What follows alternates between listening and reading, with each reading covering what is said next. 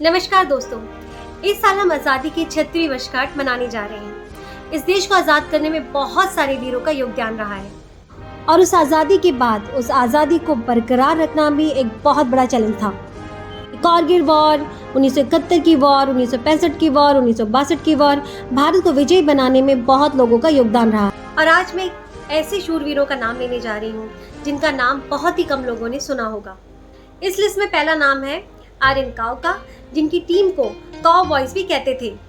इनको 1971 की वार का आर्किटेक्ट कहा जाता है। इंडियन इंटेलिजेंस एजेंसी रॉ को भी इन्होंने ही बनाया था। वैसे उस वार का सारा क्रेडिट आर्मी को जाता है क्योंकि फ्रंट पे जाके उन्होंने ही दुश्मनों का सामना किया था, बट बिहाइंड द सीन का सारा क्रेडिट आर्यन काव और उनकी टीम को जाता है। काव ने करीब 1 लाख ईस्ट पाकिस्तानियों को ट्रेन किया था। ईस्ट पाकिस्तान जो बांग्लादेश है, जिन्होंने इंडियन मिलिट्री की हेल्प की थी उस वॉर को जीतने में। जनरल जियाउर रहमान जो कि बांग्लादेश के प्रेसिडेंट थे 1977 से लेकर 1981 तक, उन्होंने एक बार इंदिरा गांधी जी को बोला था कि this man knows more about my country than me, मतलब ये आदमी मुझसे ज़्यादा मेरे देश के बारे में जानता है। सोचिए, ये बात एक देश का प्रेसिडेंट बोल रहा है। ऐसा कहा जाता है इनके बारे में कि इन्होंने 1971 से 2 साल पहले इंदिरा गांधी जी को बता दिया था कि पाकिस्तान के 2 टुकड़े होने वाले हैं। ऐसा भी कहा जाता है कि इंडियन डिप्लोमेट्स पाकिस्तान के 2 टुकड़ों के लिए कभी एग्री नहीं थे। वो आर्यन काव ही थे जिन्होंने इंदिरा गांधी जी को कन्विंस किया कि ईस्ट पाकिस्तान को फ्री कराने के लिए। अब चलते हैं लिस्ट के दूसरे नाम की तरफ, कैप्टन निगजाओ केंगरू से। सेकेंड राजपुताना राइफल्स के जवान थे और वो कारगिल वॉर के दौरान 28 जून 1999 को उन्हें खुद वॉलंटियर किया था एक बहुत ही डेयरिंग मिशन के लिए, जिसमें उन्होंने सेक्टर के ब्लैक रॉक पोस्ट को पाकिस्तानियों से फ्री कराना था। हुआ ये था कि पाकिस्तानियों ने ब्लैक रॉक पोस्ट पे कब्जा कर लिया था और एक मशीन गन के साथ वो बैठे हुए थे जो कि काफ़ी हाइट पे था और वहाँ से इंडियन आर्मी को आराम से टारगेट कर रहे थे। लेकिन कैप्टन ने अपनी बहादुरी का परिचय देते हुए बिना जूते के उस पहाड़ी पे चढ़ना स्टार्ट किया, क्योंकि उनके जूतों के साथ उनको चढ़ने में बहुत ही दिक्कत हो रही थी। पहाड़ी पे चढ़ाई करते समय उनके पेट पे मशीन गन से निकले हुए कुछ छर्रे भी लग गए, जिसकी वजह से उनको गहरी चोट आई, बट इसकी परवाह किए बिना उन्होंने अपनी चढ़ाई जारी रखी।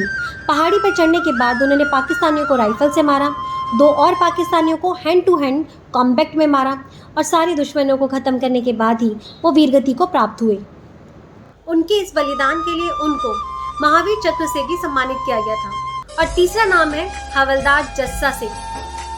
भारतीय सेना के हवलदार जस्सा सिंह अहलूवालिया ने बहादुरी दिखाते हुए 9 सितंबर 1965 की वार में मुकाबला करते हुए कई पाक दुश्मनों को मार गिराया। वह तो भारत पाक युद्ध के गैलेंट हीरो बोले जाते थे। इतना ही नहीं, वह लड़ते लड़ते इतने जोश में आ गए कि वह पाकिस्तानी बंकरी में जा पहुंचे। पाकिस्तानियों का मुकाबला करते हुए उनकी बंदूक की गोलियां खत्म हो गई थी, तो नजदीक आ रहे दुश्मनों को बंदूक के बट से मारना शुरू कर दिया। पाकिस्तानी हमले में लहूलुहान हुए जस्सा सिंह ने जहां उनके वेपन्स को बर्बाद कर दिया, वहीं उनके 7 दुश्मनों को भी मार गिराया। इसी बीच भारतीय सेना के अन्य जवान आ गए। उन्होंने जस्सा सिंह को घायल अवस्था में संभाला। युद्ध की समाप्ति के बाद उन्हें बहादुरी के लिए वीर चक्र से भी नवाजा गया। अगला नाम है मेजर बीके पंत का।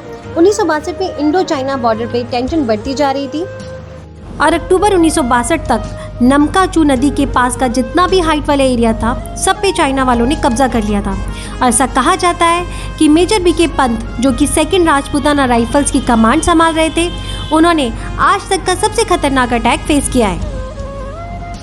मेजर डालवी ने अपने एक नोट्स में लिखा था कि जब चाइनीज आर्मी शेलिंग कर रही थी तब वो अपनी टीम को बचाने के लिए उनके सामने आ रहे थे ताकि उनकी टीम सुरक्षित स्थान पर पहुंच सके।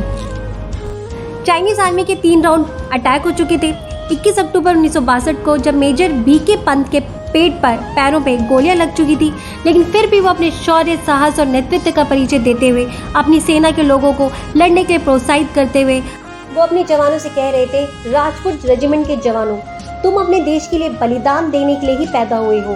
भगवान ने तुम्हारे लिए छोटी सी नदी चुनी है, इसके लिए तुम्हें बलिदान देना है। उठो और एक सच्चे जवान की तरह, एक सच्चे राजपूत की तरह लड़ो।